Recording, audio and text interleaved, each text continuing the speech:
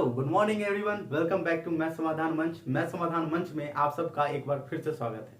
तो चलिए आज हम अपने force and law of motion की क्लास को थोड़ा आगे बढ़ाते हैं और यहीं पे आज के क्लास में हम अपने force and law of motion को यानी कि बल और गति के नियम को यहीं पे समाप्त करेंगे। ठीक है, तो आज की क्लास में हम पढ़ने वाले हैं क्या, संवेग संरक्षण का सिद्धांत। ठीक है, तो ये संवेग संरक्षण का सिद्धांत समझने से पहले यहाँ तक कि हम इसके कंक्लूजन तक पहुंचे और इस चैप्टर को खत्म कर दें, इससे पहले आपके लिए एक महत्वपूर्ण सूचना कि आपके लिए नोट्स कंप्लीट हो चुका है। ठीक है, नोट्स पाने के लिए नीचे लिंक में दिए गए व्हाट्सएप नंबर पे व्हाट्सएप ग्रुप में ज्वाइन करें। ठीक है, उसके साथ आपको एक नोट्स भी मिल जाएगा। ठीक है, एक प्रॉपर नोट्स मिलेगा जिससे बाहर एएलपी एंड टेक्नीशियन में कुछ भी नहीं आने वाला है। ठीक है, एक दो क्वेश्चन आ जाता तो वो मायने नहीं रखता, लेकिन जरूरी ये है कि हम कहां तक इसकी तैयारी को बढ़ा सकते हैं। ठीक है, कितना लेवल तक हम एक तैयारी इस चीज का कर सकते हैं। सबसे पहले हमको सिलेबस को फॉलो करना होता है और जो सिलेबस को फॉलो करते हैं ना वही सक्सेसफुल हो पाते हैं, वही सक्सेस को गेन कर पाते हैं। ठीक है, तो ज्यादा बातें ना करते हुए हम आज अपने संवेग संरक्षण के सिद्धांत को कंप्लीट करना चाहेंगे। ठीक है, तो संवेग संरक्षण का सिद्धांत, सबसे पहले संवेग संरक्षण का सिद्धांत, क्या सुनने में आया संवेग और क्या सुनने में आया संरक्षण। संवेग का संरक्षण होता है क्या, बिल्कुल यहां हम पढ़ेंगे संवेग का संरक्षण किस प्रकार होता है। और सबसे पहले हम ये भी समझ लेते हैं कि संवेग कहते किसको हैं। जैसा कि हम लोग जानते हैं कि संवेग क्या है, जब वेग को द्रव्यमान के साथ गुना कर दिया जाता है तो वो हमारा संवेग कहलाता है। अच्छा ठीक है, वेग को द्रव्यमान के साथ हम गुना क्यों करना, क्या जरूरी है ये करना कि हम वेग को द्रव्यमान के साथ गुना करें उसके बाद उसका संवेग निकालें। ठीक है, तो जरूरी इसलिए है कि किसी भी वस्तु के संवेग से हमें यह पता चलता है कि वो वस्तु कितनी तीव्र है, कितनी अधिक बलशाली है, कितना अधिक उसमें बल है। ठीक है, ये हमको उस संवेग संरक्षण से पता चलता है, उस संवेग से पता चलता है। जैसे कि ये मार्कर है, इसमें वजन है। ठीक है, इसमें वजन है, इसका कुछ ना कुछ मास है। इसका मास मान लेते हैं हम कितना है, 200 ग्राम है या फिर 100 ग्राम है। ठीक है, तो इसका मास है। अगर इसको हम फेंकते हैं, ठीक है फेंकते हैं, तो द्रव्यमान को जब वेग के साथ गुना करते हैं, किसी भी वेग को द्रव्यमान के साथ गुना करते हैं, तब हमको पता चलेगा इसका रियल पावर क्या है। अभी क्या है, इसमें वेग 0 है, यहाँ रख दिए, क्या हुआ, चोट नहीं लगा ना। इसी में अगर वेग को बढ़ा दिया जाए, इसके वेग को बढ़ा दिया जाए, थोड़ा सा तीव्र कर दिया जाए तो चोट ज्यादा लगेगा। तो हम आशा करते हैं कि आपको संवेग का मतलब समझ आ गया होगा। ठीक है, तो अब एक टर्म यहाँ पे आता है संवेग का संरक्षण। ठीक है, संवेग संरक्षण ये क्या है, जब दो वस्तु टकराता है, कोई भी वस्तु हो, चाहे हम हो, आप हो, चाहे ये मार्कर हो या मेरा हाथ हो या फिर गोली, बंदूक से चलने वाली गोली हो, कुछ भी हो। ठीक है, जब दो चीजें टकराती है तो उसके बीच में क्या होता है, संवेग, उन दोनों का जो संवेग है वो संरक्षित होता है। सिंपल भाषा में एक बात और समझते हैं, जब भी कोई चीज टकराती है तो हम न्यूटन के तृतीय गति नियम से क्या समझते हैं। न्यूटन का तृतीय गति नियम में यह बताता है कि कोई भी वस्तु जब टकराती है तो प्रत्येक क्रिया के बराबर किंतु विपरीत दिशा में प्रतिक्रिया होती है। मतलब क्या, अगर ये चीज में टकराती है, मान लिया जाए टकराती है, तो विपरीत दिशा में प्रतिक्रिया होगी, मतलब इसकी प्रक्रिया इस तरफ, इसके लिए इस तरफ होगी। समझ में आ रही बात है। तो संवेग संरक्षण का सिद्धांत भी हम न्यूटन के थर्ड लॉ के अकॉर्डिंग ही पढ़ेंगे।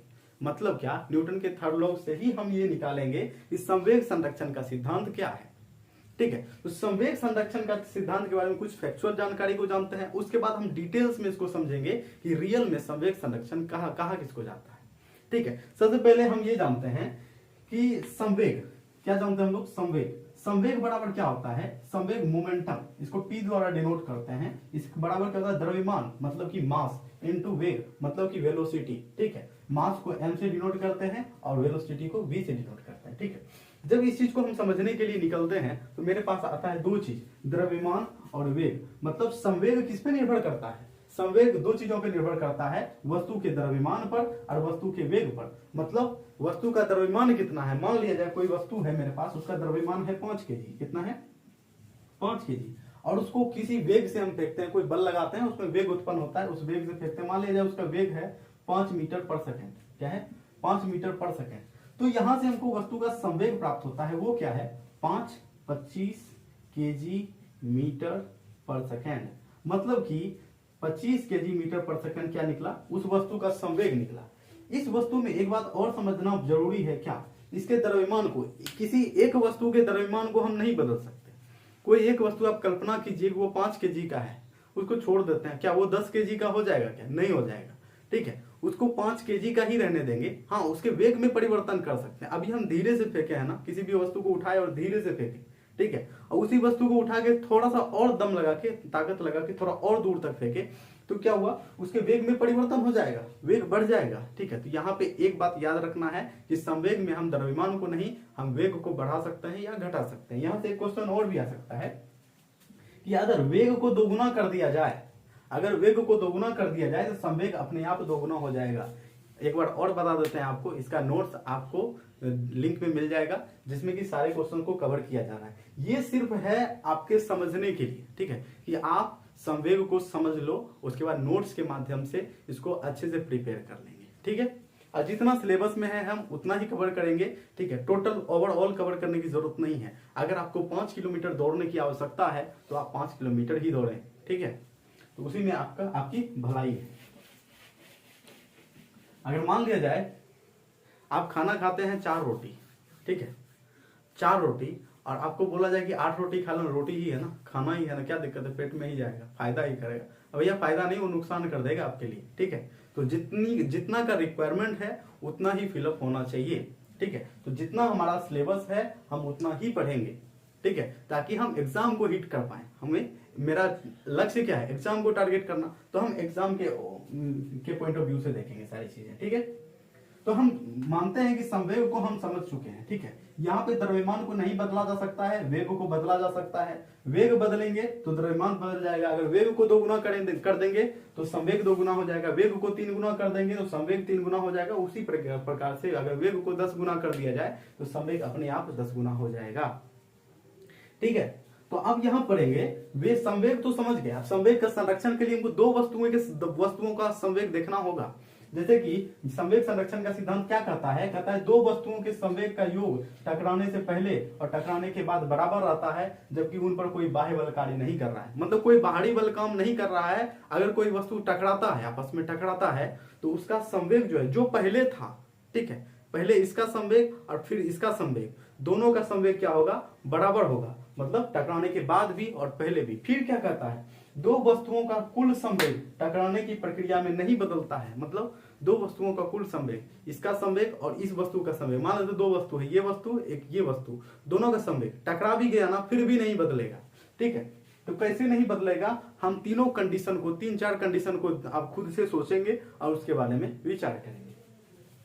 मान लेते हैं सबसे पहले यहाँ पे एक बस आ रही है, इधर से कार आ रही है, दोनों अपोजिट डायरेक्शन में आ रही है। एक इस डायरेक्शन से चल रही है, दूसरी उस डायरेक्शन से आ रही है। यहां तक समझ गए। अब समझना है भाई, बस है तो उसका कुछ ना कुछ वजन होगा। मान लेते हैं बस के पास 1000 kg वजन है, हालांकि ज्यादा होता है, तो हम मानते हैं 1000 kg बस का वजन है। ठीक है, और बस के पास कुछ ना कुछ तो उसका वेग तो होगा ना, कुछ ना कुछ उसका वेलोसिटी होगा। तो उसके वेलोसिटी को, बस के वेलोसिटी को हम UN से डिनोट कर रहे हैं, U1 से डिनोट कर रहे हैं। तो ये क्या हो गया, 20 मीटर पर सेकेंड। ठीक है, क्या हो गया, 20 मीटर पर सेकेंड। वहीं पे एक कार आ रही है, उसका जो द्रव्यमान है 500 kg है, और उसका जो वेलोसिटी वेग है वो है 25 मीटर पर सेकेंड। ठीक है, तो सबसे पहले हम कुछ भी करने से पहले हम इन दोनों का संवेग निकाल लेते हैं, संवेग निकाल लेते हैं। तो पहले बस का संवेग क्या होता है, द्रव्यमान गुना वेग। द्रव्यमान कितना, 1000 और 20, 1000 को 20 से गुना कर देंगे, क्या हो जाएगा, 20000। तो बस का जो संवेग निकला, बस का संवेग कितना निकला, 20000 kg metre per second, 20000 kg metre per second निकला ना। उसी प्रकार हम कार का भी संवेग निकाल लेते हैं। कार का संवेग निकालने के लिए सबसे पहले क्या करना पड़ेगा, द्रव्यमान गुना वेग, मतलब मास इंटू वेलोसिटी। फिर से तो कार का जो मेरा वेलोसिटी निकलेगा, सॉरी मोमेंटम जो निकलेगा, मतलब कि संवेग जो निकलेगा 500 गुना 25, मतलब कितना हो जाएगा, 125,000 kg मीटर पर सेकेंड। ठीक है, kg मीटर पर सेकेंड। ये 2 वस्तुओं का संवेग है। अब बताइए संवेग कौन सी राशि है, सदिश राशि है। ठीक है, सदिश राशि है, तो इसके लिए क्या महत्व रखता है, इसके लिए महत्व रखता है इसका डायरेक्शन, इसका दिशा। ठीक है, संवेग के लिए इसका दिशा सबसे महत्वपूर्ण है। मतलब अब मान लेते हैं ये अगर प्लस में है, ये अगर प्लस में है, ये दिशा अगर प्लस में है, तो ये दिशा क्या हो जाएगा, ऑटोमेटिक माइनस में हो जाएगा। ठीक है, तो अब हम लोग समझेंगे कि इन दोनों का संवेग तो हमको पता चल गया। ठीक है, एक मान लेते हैं ये प्लस में है, ठीक है, तो दूसरा माइनस में हो जाएगा, कोई दिक्कत नहीं यहाँ पे। दूसरे का तो एक का चाल प्लस में माने हैं, प्लस 20 मीटर पर सेकंड, दूसरे का वेग क्या माना है माइनस 25 मीटर पर सेकंड। इसी प्रकार से क्या निकला, बस का संवेग जो निकला 2000 केजी मीटर पर सेकंड, ठीक है 20,000 केजी मीटर पर सेकंड, और कार का क्या निकला 12,500 केजी मीटर पर सेकंड। यहां तक इन दोनों का संवेग हम निकाल लिए।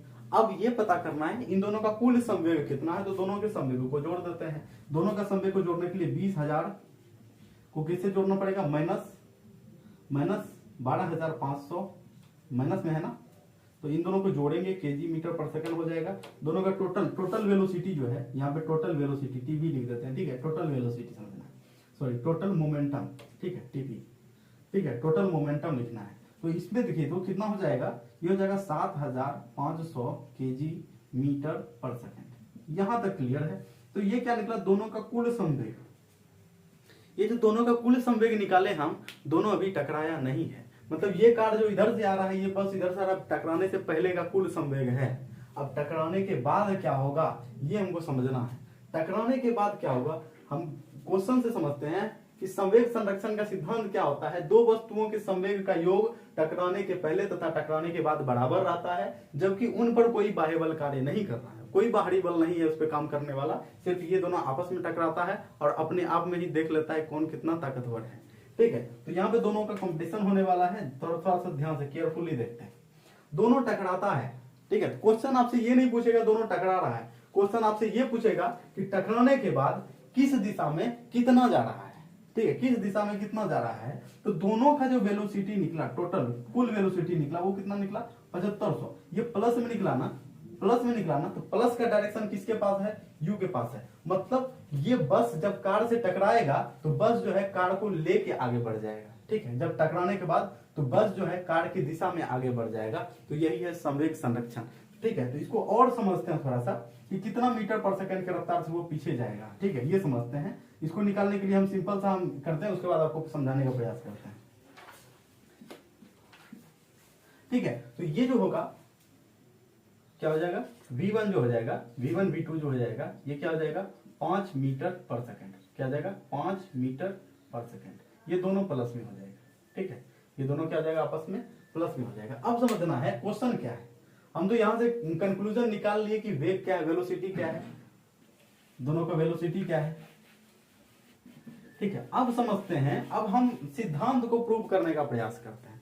मेरे पास क्या पता है, m1 पता है, m2 पता है, u1 पता है, u2 पता है, v1 पता है, v2 पता है, और ये कैसे निकला इसको भी एक बार समझने का फिर से प्रयास करते हैं। जब एक कार और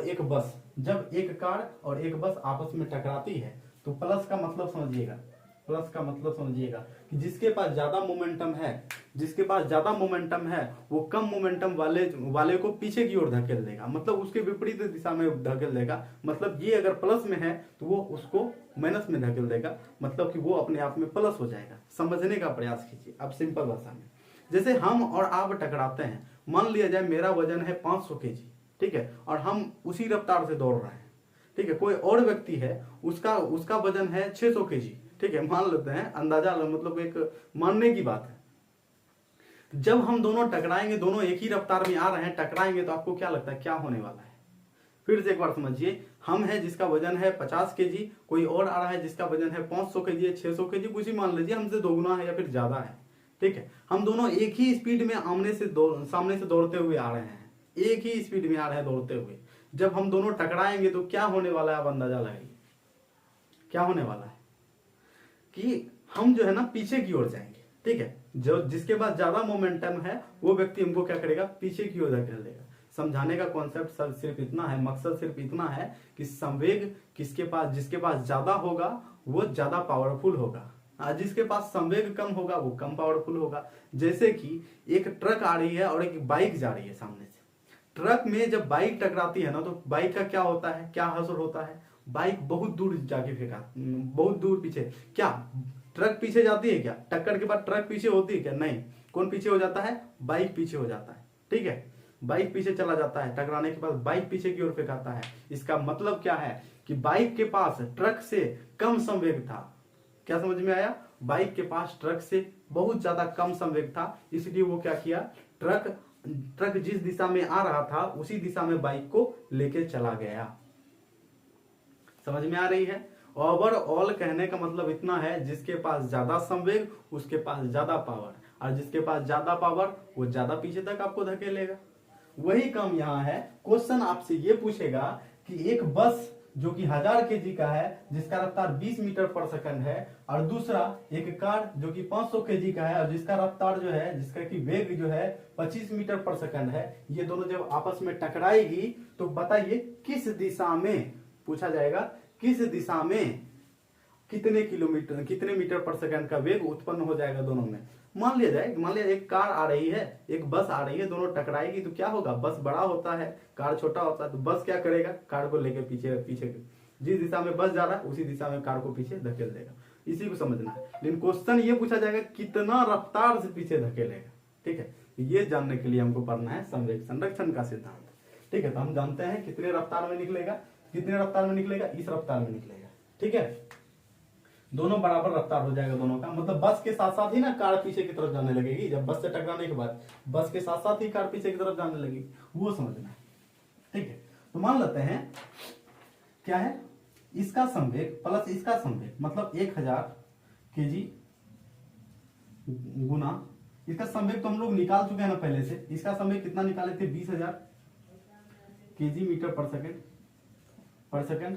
इसका रफ्तार कितना निकाले थे, देखिए तो इसका रफ्तार कितना निकाले थे, 20000। इसका निकाले थे हम लोग 12500 केजी मीटर पर सेकंड।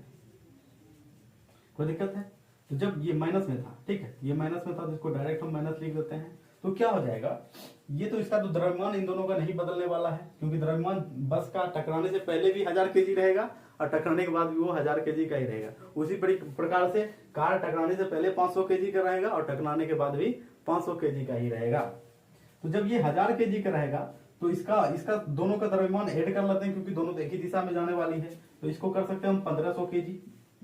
1500 केजी में किससे गुना कर देंगे, मान लेते हैं x, किससे गुना कर दें, जो कि जो है इन दोनों का कुल संवेग से बराबर हो जाए। द्रव्यमान दोनों के ऐड कर दिए, क्यों जोड़ दिए, क्योंकि दोनों टकरा के एक ही साथ एक ही दिशा में जाने वाली है। इसका कॉन्सेप्ट भी समझेंगे, फिलहाल हम बोलचाल की भाषा में समझने का प्रयास कर रहे हैं। जब ये होगा, इसको सिंप्लीफाई करते हैं थोड़ा सा, 7500 केजी मीटर पर सेकंड, ठीक है, बराबर 500 केजी इंटू एक्स। तो क्या आ जाएगा, 0000 खत्म हो गया, 5 से 15 से 5 बार में कटेगा, मतलब ये मीटर पर सेकंड है ना, सॉरी ये केजी है, केजी मीटर पर सेकंड, सॉरी एक्स का वैल्यू निकालना है, केजी केजी भी खत्म हो गया, तो एक्स बराबर क्या निकला, 5 मीटर पर सेकंड। ठीक है, ये एक्स बराबर जो 5 मीटर पर सेकंड निकला, ये प्लस में निकला मेरा। प्लस में निकलने का मतलब है जिसके पास ज्यादा संवेग है वो कम संवेग वाले वस्तु को पीछे की ओर धकेल रहा है। ठीक है, कम संवेग वाले वस्तु को पीछे की ओर धकेल रहा है। इस बस के पास ज्यादा संवेग है, कार के पास कम संवेग है। ये दोनों जब टकराया तो कार को लेते हुए वो आगे की तरफ बढ़ गया। ठीक है, प्लस का मतलब है कार को लेते हुए वो आगे की तरफ बढ़ गया। बाकी हम न्यूमेरिकल्स के माध्यम से इसको समझेंगे, और इसमें कुछ और बातें हैं। ये एक महत्वपूर्ण फॉर्मूला है, इसको समझ लीजिए कि m1u1 प्लस m2u2 बराबर m1v1 प्लस m2v2। ठीक है, तो v1 v2 दोनों में अलग अलग वेग उत्पन्न होगा। ठीक है, दोनों में अलग अलग वेग उत्पन्न होगा, उसको समझना है, m1u2 प्लस m2। इसके बारे में हम डिटेल्स में चर्चा करेंगे, फिलहाल आप नोट्स कर सकते हैं। और इसके साथ ही हम क्या करेंगे, इसके बारे में न्यूमेरिकल्स में चर्चा करेंगे। आपके लिए इंपॉर्टेंट फैक्ट्स भी आएगा। इसको कंप्लीट होने के बाद इसका क्वेश्चन आंसर, जितने भी तरह के क्वेश्चन एग्जाम में बनते हैं, सब कुछ सिर्फ क्वेश्चन के माध्यम से दर्शाया जाएगा। ठीक है, हाँ भाई ये क्वेश्चन आया है, ये क्वेश्चन बनाना है, ये क्वेश्चन इस तरीके से बनेगा, उस पर भी हम चर्चा करेंगे। अभी हम ओवरऑल सिलेबस का एक रिव्यू कर रहे हैं। ठीक है, तो समझते हैं संवेग संरक्षण का सिद्धांत जो है कहां कहां यूज होता है, कहां कहां हमको देखने के लिए मिलता है। सबसे पहले जब भी दो लोग टकराते हैं, ठीक है, जब दो लोग टकराते हैं या तो इस तरफ गिरते हैं या इस तरफ गिरते हैं, ठीक है, वो जो रीजन होता है वो संवेग के कारण होता है। ठीक है, जिसका संवेग ज्यादा होता है वो कम संवेग वाले वस्तु को पीछे की तरफ धकेलता है। ठीक है, अब मान लिया जाए दोनों का संवेग बराबर है, मान लिया जाए कि हम भी 50 केजी का व्यक्ति है और कोई और भी है वो भी 50 केजी का है, हम भी 5 मीटर प्रति सेकंड के रफ्तार से आ रहे हैं, वो भी 5 मीटर प्रति सेकंड के रफ्तार में आ रहा है। जब दोनों आपस में टकराएंगे तो क्या होगा, जब हम दोनों आपस में टकराएंगे तो दोनों एक ही जगह रुक जाएंगे। क्या आ जाएगा, रुक जाएगा, वो भी रुक जाएगा, हम भी रुक जाएंगे। ठीक है, वहीं पे कल्पना कीजिए, मान लिया जाए कि हम भी 50 केजी का व्यक्ति हैं। कितना? 50 केजी का। कोई और भी है जो कि 50 केजी का व्यक्ति है। ये व्यक्ति खड़ा है, ये व्यक्ति क्या है? खड़ा हुआ है, और हम दौड़ते हुए आ रहे हैं। क्या है? हम दौड़ते हुए टुडुक टुडुक करते हुए आ रहे हैं। तो इसका मतलब क्या? क्या ये व्यक्ति गिरेगा या नहीं गिरेगा? गिर जाएगा ना। हम जब दौड़ते हुए आएंगे और इसमें टक्कर मारेंगे तो ये व्यक्ति जिस दिशा में हम दौड़ रहे हैं उसी दिशा में आगे की ओर गिरेगा। गिरेगा ना। इसका मतलब है कि इसका जो इसके अंदर जो वेग उत्पन्न हुआ, ये तो व्यक्ति रुका हुआ था ना, ये व्यक्ति रुका हुआ था, स्टॉप था, ठीक है, और हम थे रनिंग में, ठीक है, हम थे रनिंग में, ये व्यक्ति रुका हुआ था। जब हम इसको टक्कर मारते हैं तो ये मेरे ही दिशा में, जिस दिशा में हम दौड़ रहे थे उसी दिशा में क्या होता है? आगे की ओर बढ़ जाता है, ठीक है। तो इसमें क्वेश्चन इस तरीके से हम न्यूमेरिकल्स में को ध्यान में रखेंगे, ठीक है। उसके साथ हम सबसे पहले इंपॉर्टेंट फैक्ट्स को समझते हैं। इंपॉर्टेंट फैक्ट्स मतलब कि आपके एग्जाम में किस किस तरह के क्वेश्चन आते हैं। पहला नंबर इंपॉर्टेंट फैक्ट्स में, दो समान संवेग की वस्तु आपस में टकराने पर रुक जाती है। जब दो वस्तु है जिसमें समान संवेग है, वो दोनों आपस में टकराएगा तो क्या होगा? रुक जाएगा, ठीक है। फिर समझते हैं, दो समान द्रव्यमान की वस्तु जिसमें से एक रुकी हुई हो और दूसरे से वेग प्राप्त करती है और पहली वस्तु रुक जाती है। अब मान लिया जाए दो समान द्रव्यमान की वस्तु है, मान लिया जाए दो समान द्रव्यमान की वस्तु है, ठीक है। जैसे कि आप हैं और हम हैं। जैसे कि ये है, ये व्यक्ति जो कि रुका हुआ समान द्रव्यमान का है, और ये व्यक्ति जो ये भी 50 केजी का है, ये भी समान द्रव्यमान का है। ये पहला व्यक्ति रुका हुआ है, पहला व्यक्ति क्या हुआ है? रुका हुआ है, और हम जो है दौड़ के आ रहे हैं। जब हम इससे टकराएंगे, जब हम इससे टकराएंगे तो क्या होगा? हम तो रुक जाएंगे, लेकिन ये व्यक्ति आगे की तरफ मूव करेगा। कहां करेगा? आगे की तरफ मूव करेगा। मतलब ये व्यक्ति किससे गति प्राप्त किया? ये मेरे से गति प्राप्त किया। मान लिया जाए यहां भी ये मार्कर है, ठीक है, मार्कर है। ये एक और मार्कर ले लेते हैं हम, यहां से दो मार्कर है, ठीक है, दो मार्कर है। जब ये मार्कर समान द्रव्यमान से आए, ये दोनों समान द्रव्यमान का है, दोनों का वजन समान है। जब ये दोनों आपस में टकराएगा, जैसे टकराया, ऐसे आया, टकराया, तो ये क्या होगा? आगे की तरफ मूव करेगा, ठीक है, और ये यही रुक जाएगा। उसी तरह से जब ये वापस आएगा, इधर टकराएगा, तो ये आगे बढ़ जाएगा और ये यही रुक जाएगा। ऐसा कब होगा? ये कंडीशन कब होगा? जब ये दोनों समान द्रव्यमान का हो, उसमें से एक रुका हुआ हो और दूसरा गति कर रहा हो, ठीक है। ये आएगा, रुकेगा, ये इधर चला जाएगा। मान लिया जाए इन दोनों को हम बांध देते हैं, ठीक है। आप मेरे पास तो वैसी सुविधाएं नहीं है। अगर आपके पास हो ना तो आप दो गेंद को लीजिए जो कि समान द्रव्यमान का हो, जिसका दोनों का वजन समान हो, ठीक है। उन दोनों को क्या कीजिए? एक धागा में बांध के, ठीक है, ऐसे लटकाइए। दोनों को दो धागे में बांध के दोनों को धागा को ऐसे पकड़िए, ठीक है। थोड़ा देर अस्थिर रखिए, या फिर अस्थिर रखने के लिए क्या कीजिए? कोई लकड़ी वकड़ी है ना, तो ऊपर से कुछ उसमें बांध के नीचे लटका सकते हैं। दोनों जब अस्थिर हो जाए तो एक गेंद को उठाना है। कल्पना कीजिए कि यहाँ दो गेंद है, एक गेंद को उठाना है, ऐसे करना और यहाँ से छोड़ देना है, ठीक है। जैसे छोड़ेंगे ना, ये वापस आएगा और इस गेंद से टकरा के यही रुक जाएगा और दूसरा गेंद मूव कर जाएगा। फिर जब वो गेंद वापस आएगा तो इससे टकराएगा और पहला गेंद फिर से मूव कर जाएगा। मतलब कि वो क्या होगा? आपस में ये प्रक्रिया चलता रहेगा जब तक कि बाहरी बल उस पर काम नहीं करे, ठीक है। दो समान द्रव्यमान की वस्तु जिसमें से एक रुकी हुई हो और दूसरे से तो क्या होता है? दूसरे से वेग प्राप्त करती है और पहली वस्तु रुक जाती है। समझ में आई बात? दूसरा क्या करते हैं, एक यहाँ पे न्यूमेरिकल भी लिया गया है जिसको कि समझ लेते हैं थोड़ा सा, ठीक है। तो ओवरऑल संवेग संरक्षण तो समझ में आ ही रहा है। दो वस्तुओं का संवेग टकराने से पहले और टकराने के बाद बराबर रहता है, कोई भी कंडीशन हो, ठीक है। संवेग कितना भी ज्यादा हो कितना भी कम हो, टकराने से पहले टकराने के बाद बराबर होगा। क्या कंडीशन है वो हम न्यूमेरिकल्स के माध्यम से समझेंगे। हम इसको मिटा देते हैं, ठीक है, एक समय।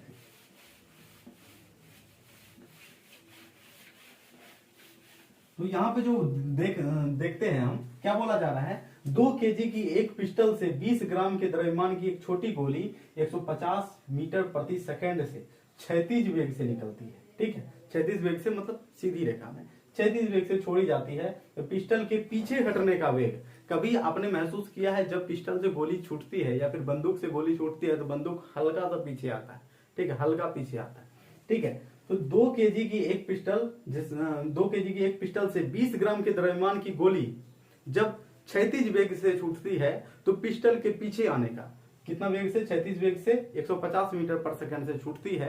तो पिस्टल के पीछे आने का क्या निकालना है हमको?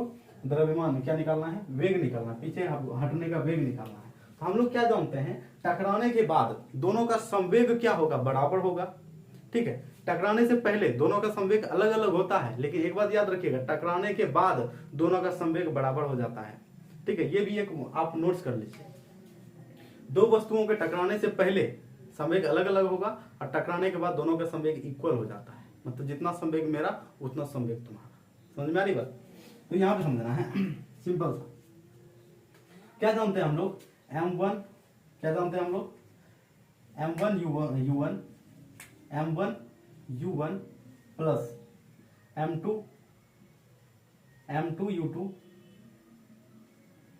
u2 बराबर m1 v1 plus m2 v2। ठीक है, यही जानते हैं ना हम लोग। यहां पे कल्पना करना है, इधर वाला है टकराने से पहले, ये है टकराने से पहले और इधर है टकराने के बाद। तो यहां से कल्पना करना है, मान लेते हैं द्रव्यमान m1 जो है पिस्टल का द्रव्यमान है। m1 किसका द्रव्यमान है? पिस्टल का द्रव्यमान है। पिस्टल का द्रव्यमान मान लेते हैं यहाँ पे, पिस्टल का द्रव्यमान।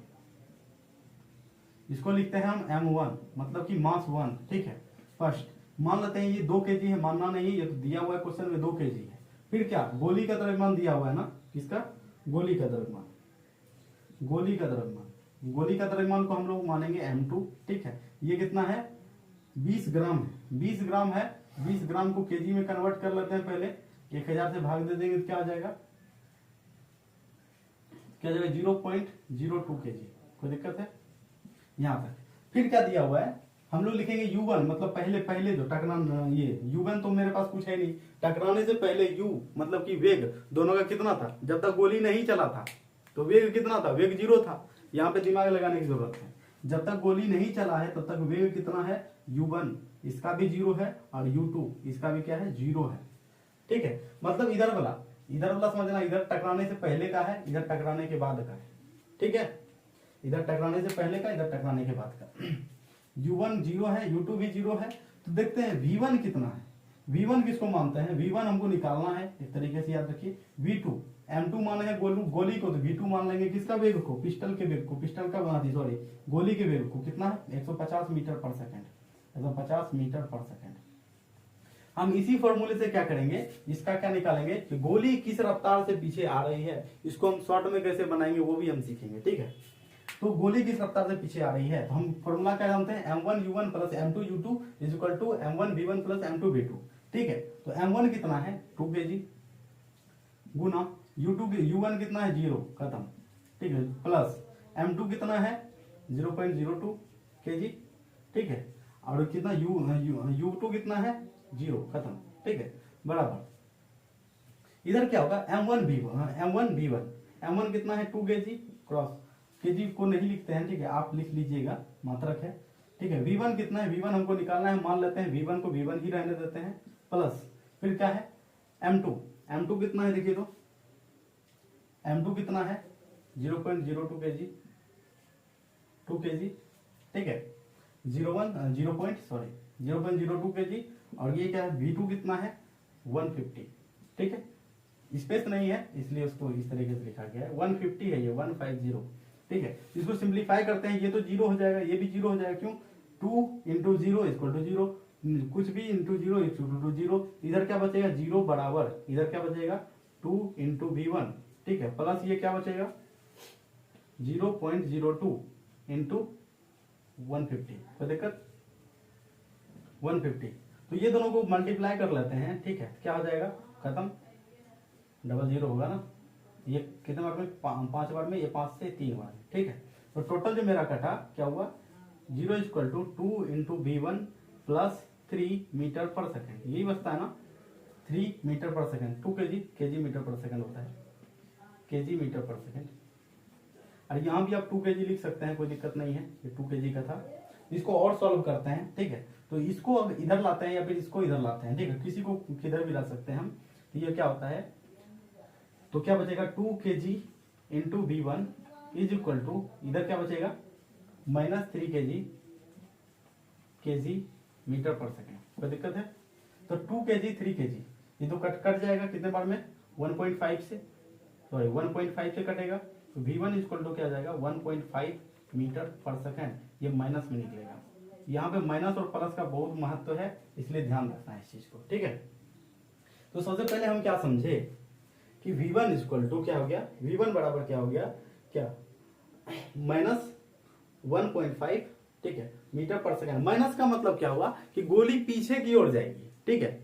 अगर बंदूक के गोली के ही दिशा में अगर बंदूक जाती, ठीक है, बंदूक गोली के ही दिशा में जाती तो इसका जो मान होता वो प्लस में निकलता। माइनस में निकलने का मतलब क्या है, गोली आगे की तरफ जा रही है और पिस्टल जो है पीछे की तरफ आ रही है, ठीक है। माइनस में निकलने का मतलब ये है। तो इसको और भी तरीके से समझेंगे हम लोग, ठीक है। न्यूमेरिकल्स के माध्यम से इसको सॉल्व करेंगे और इसके साथ ही हम क्या करेंगे, इस force and law of motion पे जितने भी इंपॉर्टेंट क्वेश्चंस बनते हैं उस पे नोट्स आपको मिल जाएगा, ठीक है। बाकायदे उसका क्लास भी यहाँ पे मिलेगा आपको, ऑनलाइन आपको क्लास भी उसका प्रोवाइड कराया जाएगा, ठीक है। हम सबसे पहले एक ओवरऑल कॉन्सेप्ट को क्लियर रखना चाहते हैं ताकि जिस समय हम फैक्ट को लेकर आगे बढ़ रहे हो, एग्जाम ओरिएंटेड फैक्ट्स को लेकर आगे बढ़े, उसमें आपके मन में ये ना रहे कि अरे भाई संवेग क्या होता है, वेग क्या होता है, ठीक है, संवेग संरक्षण क्या होता है, ये क्या m1 u1 plus m2 u2 equal to m1 v1 plus m2 v2, ये क्या होता है, ठीक है। इन सब चीजों को पहले से अगर हम लोग समझ के रखेंगे ना तो आगे बढ़ने में ज्यादा आसानी होगी, ठीक है। तो चलिए, हमारा महासंग्राम आज का यहाँ पे कंप्लीट होता है, ठीक है। अब हम मिलते हैं हम अगले क्लास में, ठीक है। अगले क्लास में हम करेंगे ग्रेविटेशन से रिलेटेड क्वेश्चंस को, ठीक है। सबसे पहले ग्रेविटेशन के कॉन्सेप्ट को समझेंगे। जब ग्रेविटेशन का कॉन्सेप्ट हमारे समझ में आ जाएगा, ठीक है, गुरुत्वाकर्षण का कॉन्सेप्ट समझ में आ जाएगा, तब जाके उसके भी फैक्ट को और उसके न्यूमेरिकल्स को हम करेंगे। नोट्स आपको व्हाट्सएप ग्रुप में मिल जाएगा, लिंक नीचे डिस्क्रिप्शन में भी मिल जाएगा, ठीक है। और अगर डिस्क्रिप्शन में नहीं मिलता है तो आप हमारे चैनल को विजिट करके वहां से मेरे व्हाट्सएप को ज्वाइन कर सकते हैं, ठीक है। तो ज्यादा से ज्यादा आपको फोकस करने की जरूरत है और ज्यादा से ज्यादा पढ़ाई करने की जरूरत है और ज्यादा से ज्यादा तैयारी करने की भी जरूरत है, ठीक है। चलिए, आप सबके लिए बेस्ट विशेष, ज्यादा से ज्यादा मेहनत कीजिए। और आज के लिए इतना ही मेरे लिए। मिलते हैं हम अपने अगले क्लास में, तब तक के लिए क्या कीजिएगा, आप हंसते रहिए, मुस्कुराते रहिए। जय हिंद।